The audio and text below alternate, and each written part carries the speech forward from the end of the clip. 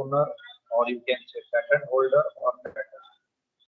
तो ये समझने की कोशिश करते हैं उपाय क्या है अगर किसी ने आपके अधिकार का दुरुपयोग कर दिया है। आपको जो अधिकार मिला था जिस चीज के ऊपर, आपके आविष्कार के ऊपर किसी ने दुरुपयोग कर दिया, वायलेशन कर दिया, इन्फ्रिंजमेंट कर दिया, तो क्या अधिकार है, क्या रेमेडी है, क्या उपाय है अगर किसी ने आपके अधिकार का भंग कर दिया, वायलेशन ऑफ राइट्स हो गया।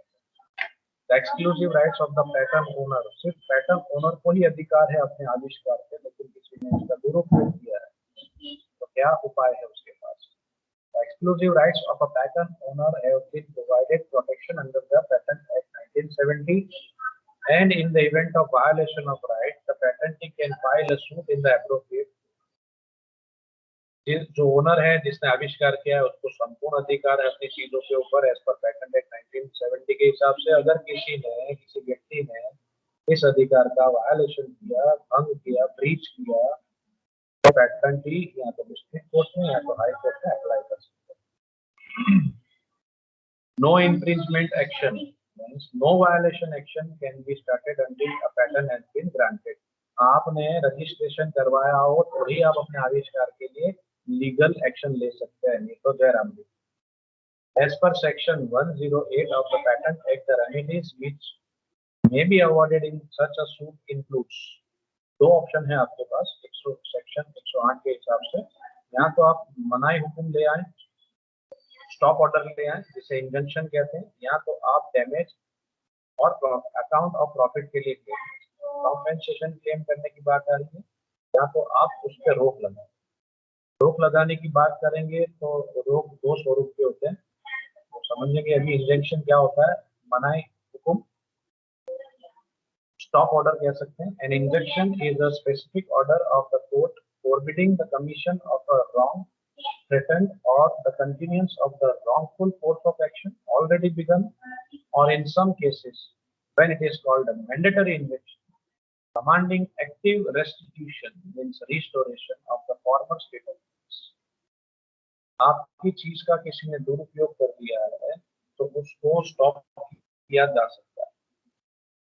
आपके अधिकार का किसी ने मिसयूज कर दिया है, रॉन्गफुल यूज कर दिया है, तो वहां पे आप उसको हमेशा के लिए रोक सकते हैं। और सीवियर तरीके से उसने यूज कर दिया है, इससे हो सकता है उसको बहुत ही कमर्शियल बेनिफिट, बंदे को बहुत ही कमर्शियल पर्पस के बेनिफिट हो रहा है, हैंडसम प्रॉफिट मिल रहा है, ऐसे यूज कर दिया है, तो उसके लिए तो परमानेंट स्टे ला सकते हैं, मैंडेटरी स्टे ला सकते हैं। तो इंजेक्शंस आर प्रिवेंटिव एक्शंस, यानी जो रोक टोक हम ला रहे हैं, स्टॉप ऑर्डर जो हम ला रहे हैं, मनाही हुक्म जो हम ला रहे हैं, वो कैसा स्टेप है, प्रिवेंटिव स्टेप है, प्रोहिबिटिव स्टेप है या रेस्ट्रिक्टिव स्टेप है। प्रिवेंटिव यानी टेम्पररी हो सकता है, प्रोहिबिशन परमानेंट हो सकता है, समझ लीजिए। when they prevent, prohibit or restrain someone from doing something or mandatory, that is when they compel, command or order some persons to do something। अगर किसी ने दुरुपयोग किया है तो उस पर हम परमानेंट स्टे ला सकते हैं, या हो सकता है हम टेम्पररी भी वर्कआउट कर सकते हैं, ताकि वो दूसरी बार ऐसा ना करे। अगर ज्यादा उपयोग कर दिया, यानी उपयोग की मात्रा ज्यादा हो, जिससे उसको काफी प्रॉफिट हो रहा है व्यक्ति को, तो उसके ऊपर परमानेंट आप स्टे ला सकते हैं। तो इंजेक्शंस के एक तरीके से जब हम बात कर रहे हैं तो दो प्रकार है, दो स्वरूप है। इंजंक्शंस आर, अभी हमने देखा वही पॉइंट रिपीट हो रहे हैं, तो दो स्वरूप है, टेम्पररी इंजंक्शन और दूसरा है permanent injunction. There are two types of injunction. तो टेम्पररी इंजंक्शन क्या होता है? A temporary or interim injunction restrains a party temporarily from doing the specific act and can be granted until the disposal of short tenure के लिए आप उसके ऊपर restraints लगा रहे हैं, रोक टोक लगा रहे हैं। इंटरिम इंजंक्शन 6 महीने के लिए, साल के लिए, ज्यादा से ज्यादा 2 साल या 3 साल, क्यों sir, short tenure. Interim injunction restrains a party temporarily from doing the specified act or can be granted only the disposal of the। इतने समय के लिए इंजेक्शन हो सकता है, शॉर्ट टेन्योर के लिए, जब तक ग्रांट दी गई है उसका फैसला ना आ जाए कोर्ट में, पुस्तक का टेम्पररी इंजंक्शन हो सकता है। यही टेम्पररी परमानेंट में कन्वर्ट हो जाएगा जब ये साबित हो जाएगा कि आपने अधिक मात्रा में मिसयूज कर दिया है, काफी प्रॉफिट कमा लिया है इसका यूज करके, पैटर्न का यूज करके, वो भी बिना परमिशन। तो फिर वहां पे परमानेंट इंजेक्शन लगाया जा सकता है हमेशा। इसने ये कांड किया है, एक्ट किया है, बिना पूछे वायलेशन किया है, दुरुपयोग किया है किसी और के अधिकार का, तो उस पर परमानेंट स्टे लाया जा सकता है। Permanent injunction means permanent injunction restrains a party forever from doing the specified act and the same can be granted only on merits at the conclusion of the trial after hearing both the parties. Temporary stay तो ला ही दिया है हमने, जब तक फैसला ना आ जाए तब तक आप इस चीज का उपयोग नहीं कर सकते हो, टेम्पररी स्टे। लेकिन जैसे ही साबित हो जाता है कि भाई मिस्टर एक्स ने बहुत ही बड़ा सा कांड कर दिया है, यानी कि कह सकते हैं कि वायलेशन की मात्रा ज्यादा है, बिना पूछे कमर्शियल एक्टिविटी कर दी है, कमर्शियल प्रॉफिट अर्न कर लिया है बहुत ज्यादा मात्रा में, तो इन दोनों की हियरिंग्स, यानी कि हियरिंग जो प्रोसेस है, तो कानूनी प्रक्रिया, legal action, trial after hearing जो प्रोसेस है, दोनों का सुन के जज डिसाइड करेंगे कि परमानेंट स्टे देना है या नहीं। तो एक ऑप्शन है हमारे पास स्टे ऑर्डर लेना, ये हमारे पास एक ऑप्शन है। दूसरा ऑप्शन है कि स्टे ऑर्डर नहीं लेना है, हमने सीधा क्लेम करना है, या दोनों भी हो सकता है, स्टे ऑर्डर भी लाना है और कॉम्पेंसेशन भी क्लेम, जो भी डैमेज हुआ है वो रिकवरी करनी, damage and accounts for profit. Once the suit is decided in favor of the plaintiff, plaintiff यानी patentee, patent owner, once the suit is decided in favor of the plaintiff, इसने case किया, इसके साथ ना इंसाफी हुई है plaintiff, the court can either award damages or direct the defendant, defendant यानी accused, गुनहगार जिसने कांड किया, to render an account of profits। एक बार प्लेंटिफ के फेवर में फैसला आता है तो दोनों ऑप्शंस अवेलेबल है, एक इंजेक्शन का फैसला भी है हमारे पास, ऑप्शन है मीन्स, और दूसरा है आप डैमेजेस क्लेम कर सकते हैं।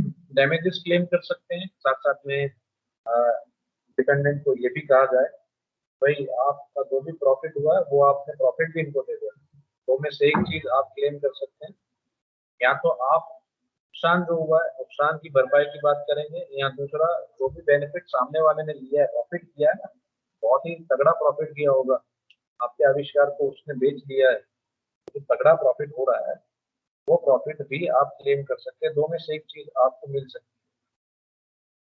है। टू रेमेडीज, पहला है डैमेज क्लेम करना, दूसरा रेमेडी है अकाउंट्स फॉर प्रॉफिट्स।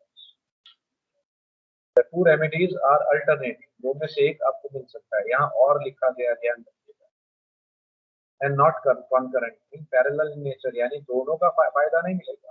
आप बोलेंगे डैमेज भी चाहिए, डैमेज यानी कॉम्पेंसेशन भी चाहिए मुझे, और उसमें जो प्रॉफिट कमाया वो भी चाहिए, तो दोनों चीजें आपको नहीं मिलेगी, कोई भी एक चीज मिलेगी। The court shall not grant damage और account of profits in the following case, court आपको डैमेज या अकाउंट ऑफ प्रॉफिट नहीं दिलवा पाएगी कौन सी सिचुएशन में, where the defendant proves that at the date of infringement he was not aware and had no reasonable grounds for believing that the patent existed। अगर defendant साबित कर देता है, गुनहगार साबित कर देता है कि उसने कोई वायलेशन नहीं किया है और वायलेशन के बारे में उसकी कोई नॉलेज नहीं थी, उसको पता ही नहीं था कि इसका इसका राइट्स मिस्टर एक्स का है, तो मिस्टर वाई ये काम करता ही नहीं, डिपेंडेंट ऐसा काम करता ही नहीं, वो इस तरीके से अगर अपने आप को डिफेंड कर लेता है, बता देता है, तो फिर आपको कोई भी मुआवजा नहीं मिलेगा, कोई भी कॉम्पेंसेशन नहीं मिलेगा, नथिंग। अगर वो साबित कर देता है तो डिपेंडेंट सुनेगा। This right to obtain provisional damages requires a patent holder to show the following। आखिरी स्लाइड पे आ चुके हैं।